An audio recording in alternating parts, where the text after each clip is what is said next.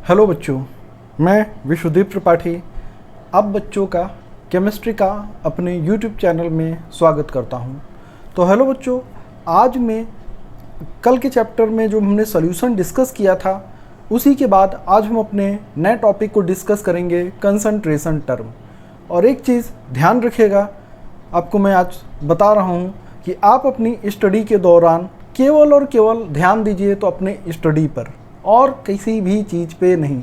ना कोई ना यार है, ना कोई दोस्त है, सीधे से सीधा आपको अपना केवल कंपटीशन पे ध्यान देना है। आप एक टारगेट डिसाइड करिए कि मुझे नीट निकालना है, जेई निकालना है। कोई भी कंपटीशन टफ नहीं है। एक कहावत है, सुना होगा आपने, मन के हारे हार है, मन के जीते जीत। तो अगर आपने अपना ठान लिया है कि मुझे आईआईटी दिल्ली के अंदर एडमिशन लेना है, तो आपके सपने में केवल आईआईटी दिल्ली का गेट दिखना चाहिए, एम्स का गेट दिखना चाहिए, राइट? तभी सक्सेस आपको मिलेगी। सक्सेस ऐसे इतनी आसानी से नहीं मिलेगी, क्योंकि आज मैक्सिमम लोग तैयारी कर रहे हैं। आप अच्छे से जानते हैं कि आज बहुत इंडिया में सब पढ़ रहे हैं। बहुत सारे पढ़ने के मीडियम्स आ चुके हैं, ऑनलाइन ऑफलाइन, बहुत सारे चैनल्स हैं, बहुत सारे कोचिंग सेंटर्स हैं, कमी नहीं है। तो कमी कहाँ पर आ रही? बच्चों के खुद के अंदर के विल के अंदर। वो सोचते रहे टाइम है, हम कर लेंगे ना, बिल्कुल नहीं। जब जागो तभी सवेरा, कहते हैं ना वो कि कॉन्टिन्यूअस प्रयास करते रहिए, कंटिन्यूअस प्रयास करते रहिए, एक ना एक दिन आपको सक्सेस ज़रूर मिलेगी। ये नहीं कि अरे हो गया, अरे एक साल नहीं हुआ, दूसरे साल छोड़ो यार, नहीं होगा, मेरी किस्मत में नहीं है। ऐसा कोई बात नहीं भाई, किस्मत तो उनकी भी होती है जिनके हाथ नहीं होते हैं। तो इस वजह से आप अपनी मेहनत को बरकरार रखें, कॉन्टिन्यूअस प्रयास करते रहें और एक ना एक दिन सक्सेस ज़रूर मिलेगी, है ना? दशरथ मांझी की पिक्चर आपने देखी होगी, याद होगा। एक पिक्चर थी, अब मैं उसका नाम मैं भूल रहा हूँ, कि उसने पहाड़ तोड़ दिया था पूरा 6 हथौड़ी से। आज की क्रेन मशीन कुछ नहीं लगी उसके पीछे, कोई गवर्नमेंट हेल्प नहीं, लेकिन बस उसको जुनून था कि भाई मेरी वाइफ गिरी है इस पहाड़ से, गिर के मरी है बस। तो मैं ये नहीं कह रहा कि आप किसी ऐसे को टारगेट बना लो मेरा कहने का मतलब बस ये है कि कंसंट्रेशन प्रॉपर रखिए, एकदम जो करना है वो करना है। तो आज ही हम चलिए टॉपिक स्टार्ट करते हैं, कंसंट्रेशन टर्म। कंसंट्रेशन टर्म को हम डिफाइन करते हैं पहले। तो सबसे पहली बात आती है बच्चों, समझ रहे हैं? चलिए श्री गणेश करते हैं अपने इस अगले टॉपिक का। और ये भाई, चाहे ये टॉपिक कह दीजिए, इस चैप्टर के अंदर वेरी वेरी इम्पॉर्टेंट है। चाहे नीट के बच्चों को हो, चाहे जेई के बच्चों को हो, दोनों के लिए बहुत ही ज़्यादा इम्पॉर्टेंट है, क्योंकि इससे क्वेश्चन आना तय है। बिल्कुल 101% क्वेश्चन रहेगा ही रहेगा, एक क्वेश्चन बिल्कुल आएगा। तो इसको तो गांठ मान लीजिए। कंसंट्रेशन टर्म का कॉन्सेप्ट क्लियर होना चाहिए। तो चलिए स्टार्ट करते हैं। कंसंट्रेशन टर्म की हमें ज़रूरत क्यों पड़ी? कंसंट्रेशन टर्म है क्या? क्या हुआ कि जब भी हम सॉल्यूशन बना रहे हैं, अगर हम सॉल्यूशन बना रहे हैं तो उसमें हम, आपने कल देखा कि हमारे को सॉल्यूट एंड सॉल्वेंट को मिक्स करते हैं, तब हमारा क्या डिफाइन होता है? Solution, right? ये हमारा सॉल्यूशन बनता है सॉल्यूट और सॉल्वेंट को मिलाने पर। सही बात। जैसे कि एक एग्जांपल हम लें कि अगर हम शुगर सॉल्यूशन ही बना रहे हैं, तो हमने मान लीजिए कि 10 ग्राम शुगर ले लिया है और वाटर हमारे पास 1 लीटर है, 1 लीटर वाटर है, राइट? तो ये हमारा सॉल्यूशन तैयार हो रहा है, बात क्लियर? तो इसकी भी, इस सॉल्यूशन की अपनी एक कंसंट्रेशन होगी, बिल्कुल होगी सर जी, क्योंकि आपने यहाँ पे क्या कर रखा है, 10 ग्राम शुगर डिज़ोल्व किया हुआ है। अगर यहीं पे हम 20 ग्राम कर दे और 1 litre same as it is water है उसमें ऐड कर रहे हैं, तो इसका भी कंसंट्रेशन होगा, इस सॉल्यूशन का भी कंसंट्रेशन होगा, राइट? अगर हम 30 ग्राम कर दें और 1 लीटर कर दें तो इसका भी कंसंट्रेशन होगा कुछ ना कुछ। बिल्कुल बात सही, कंसंट्रेशन होगा, इसका भी अपना कंसंट्रेशन होगा। तो क्या आप ये कह सकते हैं कि सारे कंसंट्रेशन ऑल दिस सॉल्यूशंस के फर्स्ट, सेकेंड एंड थर्ड तीनों सॉल्यूशन के कंसंट्रेशन इक्वल होंगे? नहीं, कंसंट्रेशन में बदलाव होगा। तो कंसंट्रेशन बदलेगा यानी कंसंट्रेशन डिफाइन क्या कर रहा है? समझ रहे बातों को? मेरी बातों से समझे कि कंसंट्रेशन डिफाइन क्या कर रहा है। कंसंट्रेशन टर्म डिफाइन करता है कि amount of solute present in the solvent. ये डिफाइन करता है हमारा क्या? Concentration term, right. Concentration term यानी सीधी सी बात है कि अगर आप इसकी अब डिफिनीशन के बारे में बात करें, क्या डिफाइन करेगा, डिफिनीशन क्या हो जाएगी? तो देखिए, कंसंट्रेशन टर्म डिफाइन द, जैसे मैंने आपको बताया वैसा ही लिखेंगे कि कंसंट्रेशन टर्म, नोट डाउन करते जाइएगा आप, concentration term define the amount of solute, define the amount of solute, define the amount of solute present in the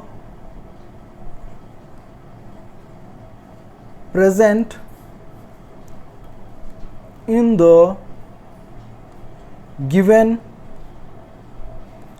quantity, present in the given quantity of solution। ये हमारा क्या define करता है? Concentration term defined amount of solute present in the given quantity of solution, right. बात clear? Clear बात? तो concentration term की ये आपको हमने क्या बता दी? डिफिनीशन बता दी। ये इसकी क्या हुई? डिफिनीशन हुई।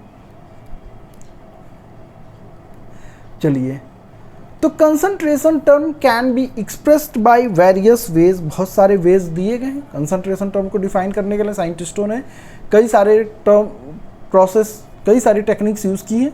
तो concentration term can be defined by concentration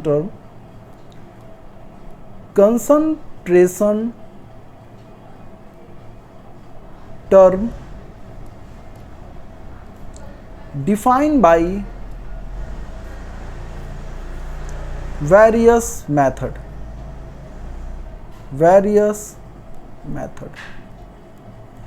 इसके हमारे वेरियस मेथड्स हैं जिसके द्वारा हम कंसंट्रेशन टर्म को डिफाइन करते हैं। तो अब जरा से बात आती है कि क्या क्या मेथड्स हैं। तो पहला देखा जाए तो परसेंटेज, हम आपको सारे टर्म पहले डिफाइन कर देते हैं यहाँ पे क्या क्या हैं। तो वेरियस मेथड, कौन कौन से मेथड्स हैं? तो पहला मेथड आता है percentage weight by weight, right. Second method है percentage weight by volume. Third method है percentage volume by volume, right. Clear? Percentage weight by weight, percentage weight by volume और percentage volume by volume, right. अब आते हैं next बात, strength of solution. Next आता है strength of solution, right. Strength of solution भी अपना एक कंसंट्रेशन टर्म है। फिर इसके बाद आता है नेक्स्ट ppm, पार्ट्स पर मिलियन, ठीक है। फिर उसके बाद नेक्स्ट टर्म आता है अपना मोल फ्रैक्शन,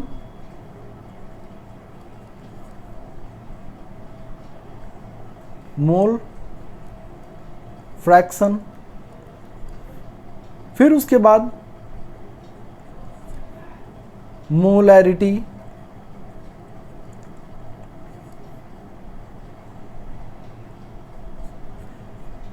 मोलैलिटी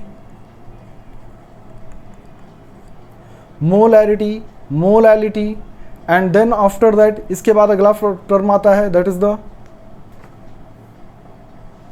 नॉर्मेलिटी,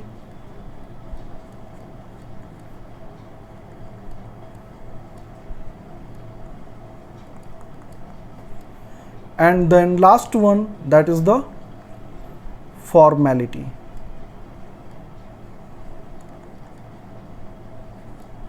तो ये सारे जो आपको टर्म मैंने डिफाइन किए 10, ये सारे क्या हैं, कंसंट्रेशन टर्म हैं, जिसमें कुछ आपके बोर्ड के सिलेबस में है, कुछ नहीं भी हैं, और रिमेन तो बाकी तो कंपटीशन में सारे ही डिस्कस करने हैं, ठीक है ना। चलिए, तो ये सारे डिफरेंट हमारे क्या हो गए, कंसंट्रेशन टर्म हो गए। ओके, बात समझ में आ रही है।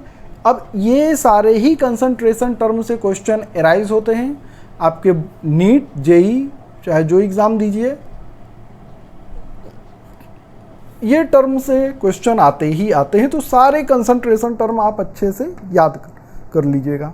राइट, बात क्लियर, कोई दिक्कत बिल्कुल नहीं होनी चाहिए बच्चों, है कि नहीं। तो समझ गए, ये सारे कंसंट्रेशन टर्म को आप नोट कर लीजिए, और हम इसके बाद डिटेल में हर एक को अब डिस्कस करते हैं। यहाँ पे एक चीज़ अब आता है कि एक टेम्परेचर फैक्टर का होता है कि कौन सा कंसंट्रेशन टर्म हमारे लिए मोस्ट अप्रोप्रिएट है। राइट, तो वो टेम्परेचर से रिलेटेड है, जब सारी हम डिस्कस करेंगे, सारी बता देंगे, तो वहाँ पे हम लास्ट में इसको डिस्कस कर देंगे। शुरू में डिस्कस करने का कोई मतलब है नहीं, जैसे ये कभी इम्पॉर्टेंट आता है वो डिस्कस करेंगे आपको, इसलिए अभी हम बताने का कोई मतलब है नहीं। हम ये मान के चलते हैं कि आपको कोई भी टर्म अभी पता नहीं है, हम उसी बेसिस पे चल रहे हैं।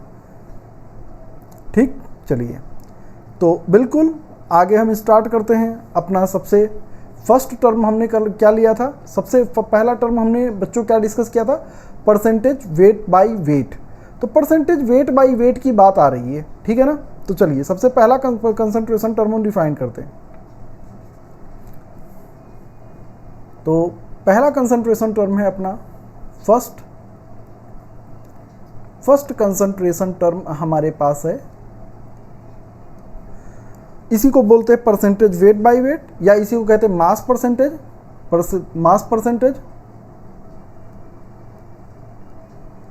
मास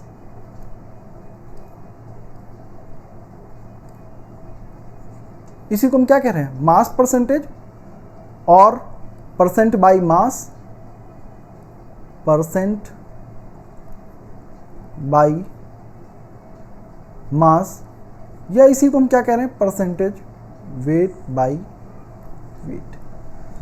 हो गई बात। सबसे पहला, बहुत आराम से समझिएगा, ये सभी बच्चों को हम कह रहे हैं कि आप बड़े आराम से इसको समझते जाइएगा, कोई इसमें ज़्यादा कॉम्प्लिकेशन नहीं है, ठीक है। चलिए, बड़े प्यार से हम डिस्कस करते हैं इसको बहुत ही आराम से। तो पहला डिफाइन कर रहे हैं हम परसेंटेज वेट बाय वेट को। तो आप जैसा इसमें देख रहे हैं कि इसमें क्या है, वेट बाय वेट, न्यूमरेटर में भी वेट है, डिनोमिनेटर में भी वेट है। राइट, बात समझ में आई। तो डिफाइन क्या करता है कि यानी मास की बात आएगी, बिल्कुल ध्यान रखिएगा, इधर उधर नहीं सोचिए, अपने ध्यान को लगाइए इधर स्क्रीन पर, आराम से देखते रहिए, इधर उधर नहीं, पेन कॉपी मत छेड़ो इधर उधर। चलिए, it is defined as the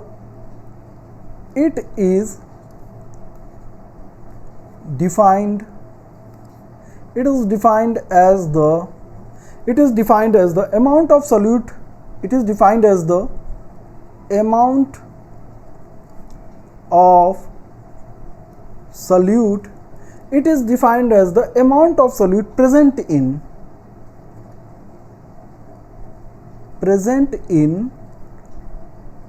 100 gram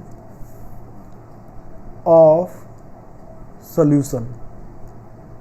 बात समझ में आई, यानी ये इसकी डिफिनीशन हो गई, आपके बोर्ड के बात के लिए होगा कि it is defined as the amount of solute present in 100 gram of solution. आपका अगर 100 ग्राम में ऑफ सोल्यूशन है टोटल, तो उसमें कितना अमाउंट ऑफ सोल्यूट डिजॉल्व है, that define the percentage weight by wait. तो ये सब percentage weight by weight, percentage weight by volume and percentage volume by volume, ये जो टर्म्स होते हैं, ये टर्म हमारे ज़्यादातर कहाँ यूज़ में आते हैं, मेडिसिन बनाने में। आप देखिए, या जो सिरप बनते हैं उनमें देखिए पीछे लिखा रहता है परसेंटेज वेट बाय वेट या परसेंटेज वॉल्यूम बाय वॉल्यूम, ये सारी चीज़ें डिफाइन होती हैं। चलिए, मैं आपको दिखा भी दूंगा होगा तो। चलिए, तो हम अब आते हैं, तो अब इसके फॉर्मूले पे सबसे, अब देखिए थियरी से तो काम हो गया, थियरी अलग बात है, लेकिन बेसिक काम अपने फॉर्मूले की ओर आते हैं। तो आप इसको समझ चुके हैं बिल्कुल बच्चों, है ना, बिल्कुल ध्यान से समझ लिख लीजिए। और चलिए हम आगे चलते हैं बड़े आराम से, और इसके डिफिनीशन के बाद अब हम इसके फॉर्मूले के बारे में डिस्कस करते हैं। फॉर्मूला क्या है, mass percentage of solute, mass percent of solute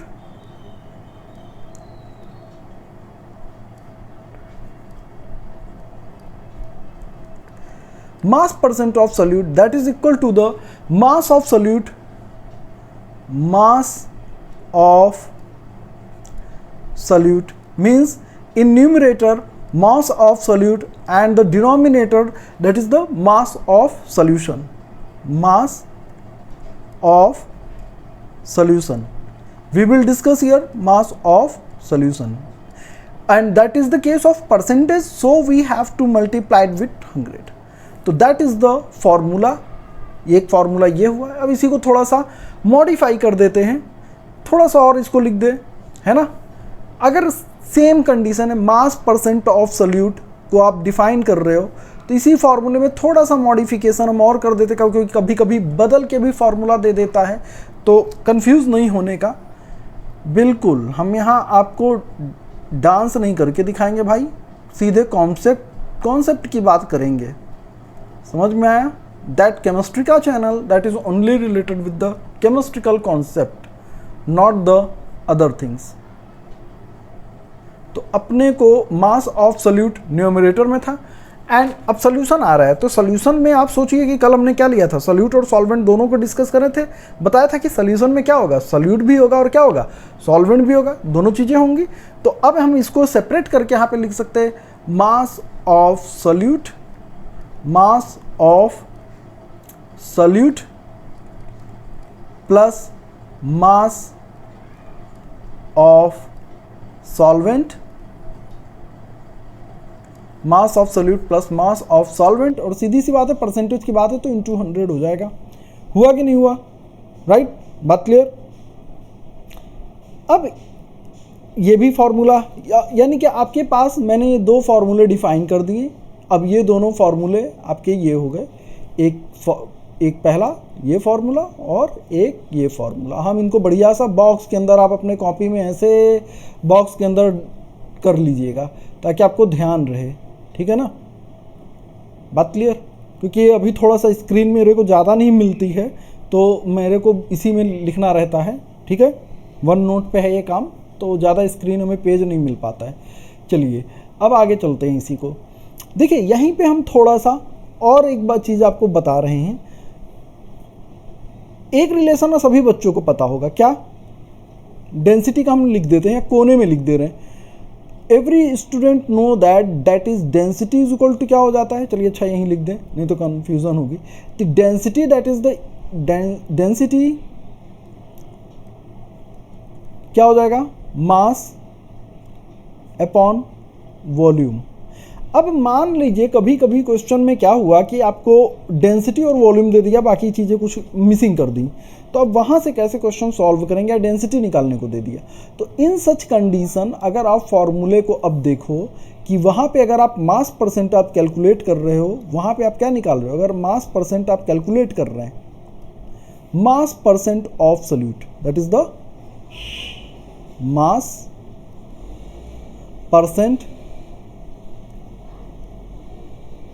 mass percent of solute. तो इन दैट केस डेंसिटी के रिस्पेक्ट में हम क्या लिखेंगे, mass of solution, mass of solution. ये अपना तो एज इट इज रहेगा, मास ऑफ सोल्यूशन. अब उसके बाद डिनोमिनेटर में हम क्या लिखेंगे, आप मास को ले लीजिए. अगर मास ऑफ सोल्यूट, अब आती ही बात mass of mass of solution नहीं, ये थोड़ा सा मास ऑफ सोल्यूट रहेगा, न्यूमरेटर गलती हो गया, मास of solute, mass of solute numerator में रहेगा. लेकिन अब देखिए सोल्यूशन के रिस्पेक्ट में अगर हम ये वाले फॉर्मूले को लगा दें कि मास ऑफ सोल्यूशन, तो मास हमारा ये कॉमन है यहाँ पे, तो डेंसिटी और वॉल्यूम इधर चला जाएगा, यानी कि हमारा इस कंडीशन में क्या हो जाएगा, तो that is the density of solution, density of solution, right, और क्या जाएगा into volume of solution. And that is the case of percentage, तो मल्टीप्लाई 100 होगा ही होगा.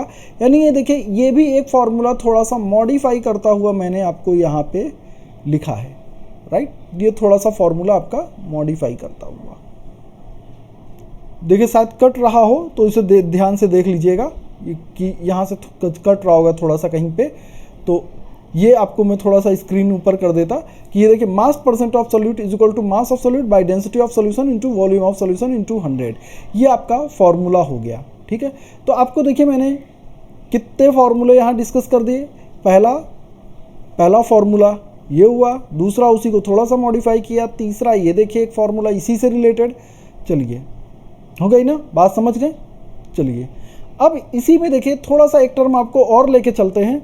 Ratio of mass of solute by mass of solution को एक term में कहा जाता है, that is the mass fraction. यानी कि अपने को ये देखिए अगला पॉइंट यहाँ पे नोट कर लीजिएगा इसे, कि जो रेशियो है यहाँ पे चलते हैं आगे, नोट करते हैं the ratio of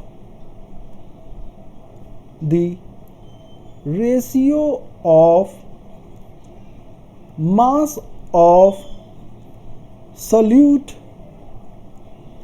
and mass of solvent. Ratio of mass of solute and mass of solvent is called mass fraction. क्या बोलेंगे बच्चों उसको हम बोलेंगे बच्चों मास फ्रैक्शन बोल रहे हैं, मास फ्रैक्शन। ये टर्म क्लियर, मास फ्रैक्शन, हम उसको क्या करें मास फ्रैक्शन। रेशियो किसका, मास of solute and mass of solvent का।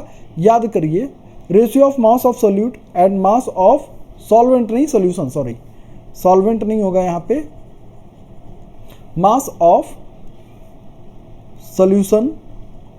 Ratio of mass of solute and mass of solution is called mass fraction. हम इसको क्या कह रहे हैं, मास फ्रैक्शन कह रहे हैं, ठीक है, बात क्लियर। तो मास फ्रैक्शन तो यानी कि आपका एक फॉर्मूला और फोर्थ फॉर्मूला जनरेट करता है, राइट। फोर्थ फॉर्मूला भी बनता है मास परसेंट ऑफ सोल्यूट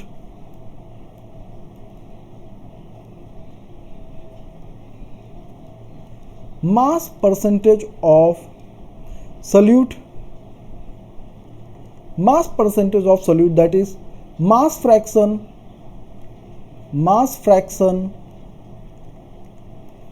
into 100। यानी अपन का ये कौन सा फॉर्मूला हो गया बेटा, फोर्थ फॉर्मूला हो गया। बिल्कुल हुआ कि नहीं हुआ। तो ये मैंने आपको कई सारे फॉर्मूले जो परसेंटेज वेट बाय वेट से रिलेटेड थे वो मैंने यहाँ डिस्कस किए हैं, एक बार आप आराम से देख लीजिए, है कि नहीं।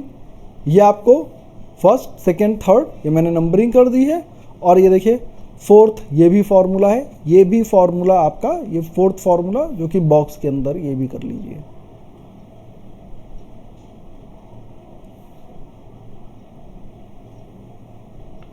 क्योंकि इस चैप्टर में बेटा भरमार है फॉर्मूले की, है कि नहीं। फिजिकल केमिस्ट्री यानी फॉर्मूले पर ही बात होती है। और ये पता नहीं क्या एक ठो क्या मैंने कौन सा देखा था यार, कुछ था मुझे रील ही जगह दिख गई थी, वहाँ पे हमारे दिखा रहे थे केमिस्ट्री में कॉन्सेप्ट ही है, अरे वो क्या था कोटा फैक्ट्री का ही था यार, कि हाँ केमिस्ट्री में एक्सेप्शन ही एक्सेप्शन है, एक्सेप्शन भी एक्सेप्शन हो जा रहा है। अरे क्या भाई साहब क्या बात कर रहे हैं, कॉन्सेप्ट होते हैं हर जगह, एक्सेप्शन थोड़ी घुसा देंगे, क्या बात कर दे रहे हैं, पिक्चर बना रहे हैं, बच्चों को भरमा रहे हैं। और एक डायलॉग जाने दीजिए, बहुत सारी चीज़ें पर्सनल हैं, छोड़िए, सब चीज़ें हमें कहने की ज़रूरत नहीं है, बच्चे भी समझदार हैं। भावनाओं में नहीं बहना है, भावनाओं को नियंत्रण में रखना है ना। भावना किसी का नाम हो तो उसको मत परेशान हो जाइएगा भाई, मैं दूसरी मन की भावनाओं की बात कर रहा हूँ भाई, क्योंकि आजकल के बच्चे कुछ भी समझते हैं। जेनजी हमारी बहुत ही खतरनाक है ना जेनजी। चलिए बच्चों, ये तो रहा थोड़ा मूड चेंज करने की बातें। चलिए आगे चलते हैं, क्योंकि अपन भी ना आधी घंटे तक इतना कहाँ कंसंट्रेट करेंगे भाई। रील देखने वाली जनरेशन 5 मिनट में तो एक मिनट में तो मूड चेंज होता है उस स्विंग को रोकने के लिए। चलिए आगे चलते हैं, आते हैं फिर से अपने टॉपिक पर। हम ये सारों फार्मूले मैंने आपको डिस्कस कर दिए। अब देखिए यहाँ पर बच्चों एक चीज़ और है, को थोड़ा सा एग्जांपल से डिस्कस कर ले ताकि कोई आपका पोपट ना बना दे इसे ईजिली। चलिए अब ऐसे जैसे मान लीजिए कि किसी ने पूछा आपसे कि बेटा बताओ कि हमने 10% शुगर सॉल्यूशन लिया है, 10% का क्या लिया है, 10% शुगर सॉल्यूशन ले रखा है बच्चा। कितना है 10% शुगर सोल्यूशन, राइट, बात क्लियर, राइट, 10% का शुगर सोल्यूशन है।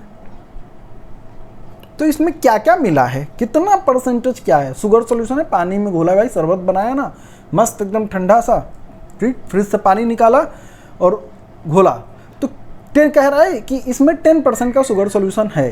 तो बताइए इसमें क्या क्या कितना परसेंट, कितना ग्राम शुगर है, कितना ग्राम वाटर है। तो भैया सीधी सी बात है, बिल्कुल ओवरऑल क्या है 100 ग्राम, ओवरऑल क्या है 100 ग्राम। अगर बाइफ्रैक्टेट कर दीजिए तो 10 ग्राम क्या हो गया आपका शुगर हो गया। शुगर का फॉर्मूला आपको पता ही होगा, C12H22O11। बायोमॉलिक्यूल्स में पढ़ते हैं ना, carbohydrate, carbon hydrogen oxygen containing compound, ये भी कार्बोहाइड्रेट है। चलिए नेक्स्ट 90 ग्राम क्या अवेलेबल है उसमें, वाटर अवेलेबल है ना। यानी इन 10% sugar solution 10 gram sugar and 90 gram water, बिल्कुल सही। अगर आपको इसी से एग्जाम्पल दूसरा कह दे, किसी बंदे ने आपसे पूछ दिया बेटा 30% शुगर सॉल्यूशन है या सॉल्ट सॉल्यूशन ले लीजिए, सर साका है शुगर ही, इतना हमको शुगर भी पसंद नहीं है भाई, मुझको डायबिटिक नहीं, I am not diabetic, but 50-50 चीज़ें अच्छी लगती भाई, कभी खुशी कभी गम, है कि नहीं। ज़िंदगी में खाली खुशी रहे तब भी मज़ा नहीं है, और खाली दुखी रहे तब तो वो भी मज़ा नहीं है, इसलिए दोनों चीज़ें मिक्सअप होनी चाहिए। 30 ग्राम क्या होगा बच्चों यहाँ पे, सॉल्ट होगा कि नहीं, जोर से बोलो, जय माता दी नहीं बोलने का है। चलो यानी 30 ग्राम सॉल्ट है और 70 ग्राम वाटर है। ओवरऑल सॉल्यूशन हमारा 100 ग्राम है, ओवरऑल सॉल्यूशन अपना 100 है कि नहीं। ये बहुत सीधी सी बात है, इतना माथा फोड़ने का ज़रूरत नहीं है कि नहीं, बिल्कुल होना भी नहीं चाहिए। तो ये हमने आपको डिस्कस किया किससे रिलेटेड, ये जो मैंने आज बताया ये परसेंटेज वेट बाय वेट की बात हुई, हो गया, समझ में आया। चलिए बिल्कुल समझ में आना चाहिए, किसमें कोई दिक्कत नहीं आनी चाहिए। इसके हम न्यूमेरिकल करेंगे, अभी न्यूमेरिकल भी आपको डालेंगे बच्चा, ऐसा नहीं है बिना न्यूमेरिकल के छोड़ दें आपको कि मस्त थोड़े 1-2 फार्मूले और बता दें तब मज़ा आएगा ना। तो पहला बच्चा आपको क्या बताया मैंने, परसेंटेज वेट बाय वेट, तो ये वाला क्या कहानी क्या हो गई, थैंक यू वेरी मच। चलिए अब दूसरा आते हैं परसेंटेज वॉल्यूम बाय वॉल्यूम या परसेंटेज वेट बाय वॉल्यूम, जो भी ले लीजिए, राइट। चलिए थोड़ा सा ये वाले टर्म हम डिस्कस कर दें, तो अब अपने सेकेंड टर्म की ओर चलते हैं। चलिए भाई सेकेंड टर्म की ओर आते हैं। सेकेंड टर्म में बिल्कुल, तो अपना सेकेंड टर्म क्या था, परसेंटेज वेट बाय वॉल्यूम, बिल्कुल किसी को कोई दिक्कत नहीं। परसेंटेज वेट बाय वॉल्यूम, या इसी को हम क्या कह सकते हैं, percent mass by volume, percent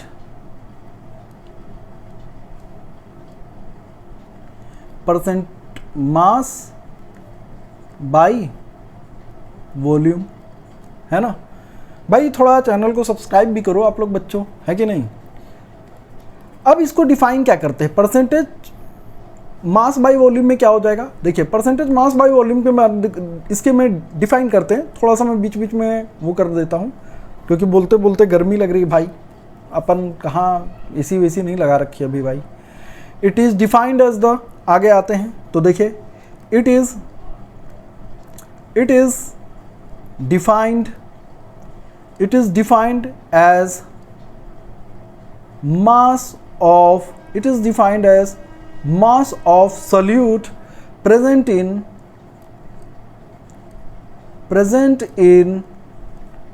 100 ml आ गया ना, वॉल्यूम आ गया यहाँ पे, देखिए ये वॉल्यूम तो नीचे ml आएगा, है कि नहीं। ऊपर W है, मास की बात कर रहा है तो वहाँ पे मास आएगा, इसलिए देखिए न्यूमरेटर में मास और डिनोमिनेटर में वॉल्यूम.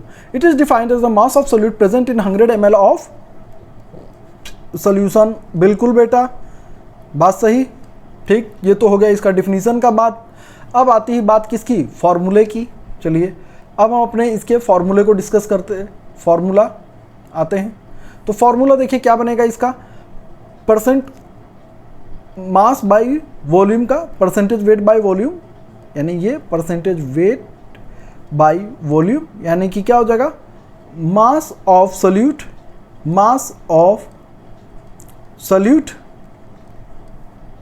बाई डिनोमिनेटर में, in denominator volume of solution, and percent की बात है तो मल्टीप्लाइड बाई 100. तो ये इसका फॉर्मूला आपको मैंने एक्सप्लेन कर दिया. That will the formula of second one. हो गई ना बात, बिल्कुल क्लियर होना चाहिए. तो दूसरा बहुत आसान है कि इसका फॉर्मूले से ही दिख रहा है, percentage weight by volume means numerator में मास हो जाएगा वेट, एंड नीचे डिनोमिनेटर में वॉल्यूम आ जाएगा, mass of solute by volume of solution into 100. Right. चलिए नेक्स्ट आते हैं अगला बात. अब नेक्स्ट अपने मैंने क्या लिया था, तीसरा केस मैंने आपको यहाँ पे देखिए डिफाइन किया था परसेंटेज वॉल्यूम बाई वॉल्यूम का, है ना.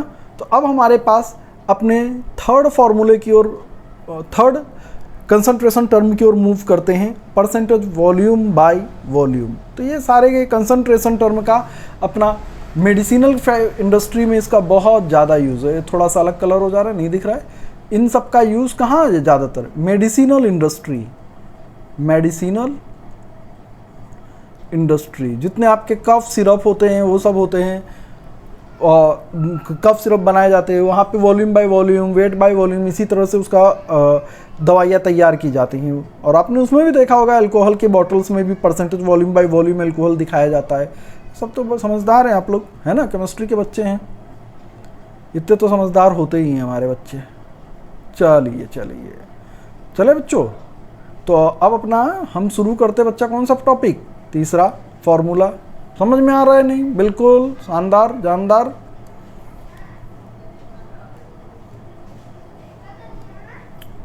आय हाय, तीसरा फॉर्मूला क्या हो जाएगा, परसेंटेज वॉल्यूम बाय वॉल्यूम की हम बात किए थे. किसकी बात कर रहे थे बच्चों, परसेंटेज वॉल्यूम बाय वॉल्यूम, या इसी को वॉल्यूम परसेंटेज भी कहेंगे. That is also called volume percentage.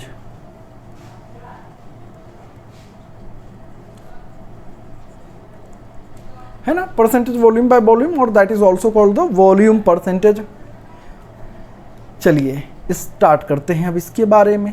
बिल्कुल शुरू करिए. It is defined as the volume of solid, पहले अपनी क्या होगी डिफिनीशन. डिफिनीशन क्या होगी, it is defined as the, it is defined as the, साथ में लिखते जाइएगा, साथ में सारी चीजें नोट्स बनाते जाइए, मस्त एकदम प्यारा सा नोट्स बनेगा आपका. It is defined as the volume of solute, volume of solute in ml, volume of solute in ml, present in 100 ml of solution, present in 100 ml of solution. तो ये हो गया इसका क्या डिफिनीशन. अब आते हैं इसके फॉर्मूले की ओर. देखिए इसका फॉर्मूला क्या हो जाएगा, परसेंट बाय वॉल्यूम या volume percentage, that is the volume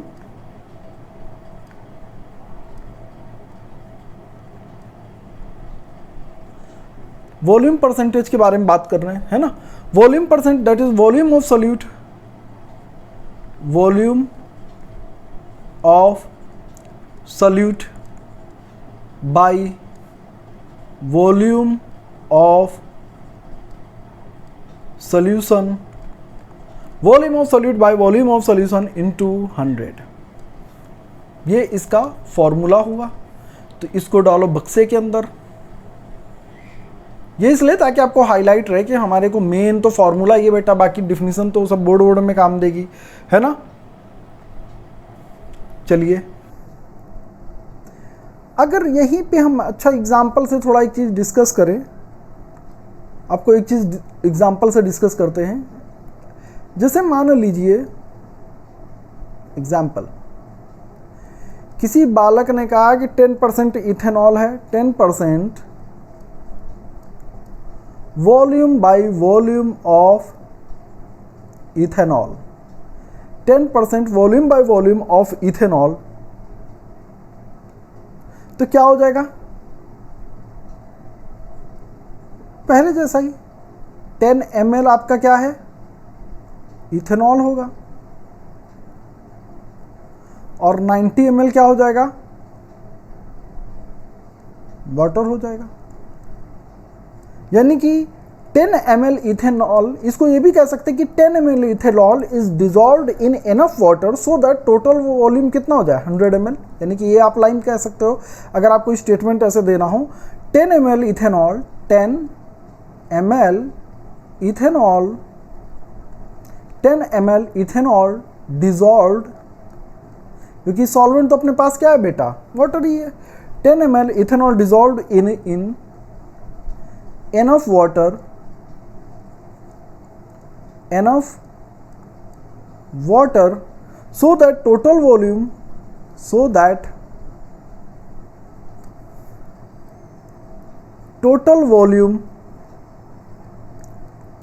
volume become 100 ml, total volume become 100 ml। हो गया कि नहीं बच्चों? बात क्लियर? तो ये थोड़ा सा आपके किस टर्म के बारे में बात की मैंने? कंसंट्रेशन टर्म, जो आपका कौन सा था? तीसरा कंसंट्रेशन टर्म मैंने आपको डिफाइन कर दिया। ये सारे टर्म जो थे अब तक आपके, ये सारे जो टर्म हैं, इतने 3 टर्म हो चुके। यानी आपका कौन कौन सा term? First, second and third, ये 3 टर्म मैंने आपको डिफाइन कर दिए। अब हमें बच्चों इन तीनों टर्म से रिलेटेड थोड़े न्यूमेरिकल भी डिस्कस करने होंगे। तो अगर आप हमारे चैनल को आगे कंटिन्यू करिए, सब्सक्राइब करिए और बेल बटन भी प्रेस कर दीजिए ताकि हम आपको हर चीज़ का अपडेट देते रहें। तो हम इसके न्यूमेरिकल्स को, कुछ सेलेक्टिव न्यूमेरिकल्स को डिस्कस करेंगे। राइट, बात क्लियर? तो इसके कुछ सेलेक्टिव न्यूमेरिकल्स भी हम आपको आने वाले उसमें क्लास में देंगे, क्योंकि मुझे उनकी थोड़ी अलग से वो तैयार कर लेना है, क्वेश्चंस मैं थोड़ा सेलेक्ट कर लूँ।